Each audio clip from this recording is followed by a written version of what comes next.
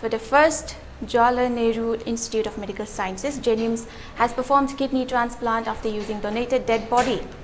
The dead body is from Singjamai, Chingamathak, Namairakpam Lekai. His name is Sarungbam Kennedy, 41, died today around 3 a.m. Before he died, Kennedy signed an affidavit and donated his body to Jnims. Talking to ELITETV News, Director of Jnims, Dr. L. Devane said a dead body can save 8 persons' life. Yamna mana hingingidagi leiringaidagi magi family da maji kathopa leikai gi thabak toba kanagumba mioi amagishu ekto darkar oiragadi mateng pangjage mana magi site gi haina adumaina magi wakhalonda chen ba adumba nupa masani Ministry of Health Family Welfare New Delhi na thopi ba aduma circular amkhaklai masina ekhoi Manipuri sarkar da lakpani karamba instruction no hairagdi ekhoina mioibana siriba matungda aigi isada yauriba organ jingsi atenba matamda oiragadi koigi kanaba darkar oiba mioi amada piriraga koigi mioi nipangi haibadi khudamoina aigi cornea aigi heart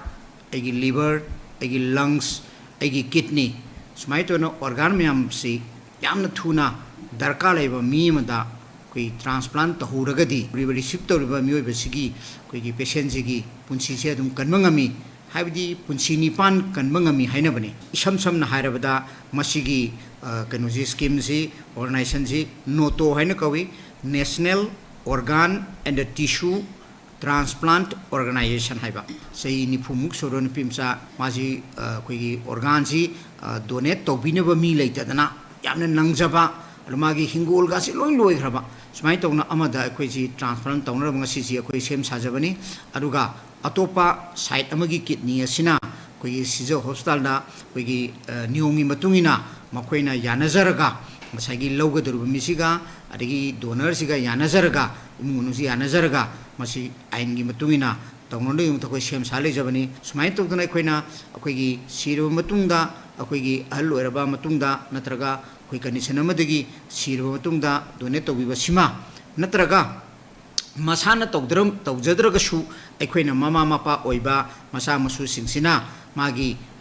leiriba koigi leigidraba sigi organ ase akoina yamna atenba matamgi manungda pausi Jnims pibirakpa targadi ngasi akoina tawjariba rule na yabani masi aina yaba mawongda tawjariba sumaina koina tawjaragadi akoi ngasai lehoriba mioiba koi kayasibu mi lei sigiba amana mi punsi nipan lehoriba kalli haibisi wakhalona sida koi tawminasi haibai wafamji thamjage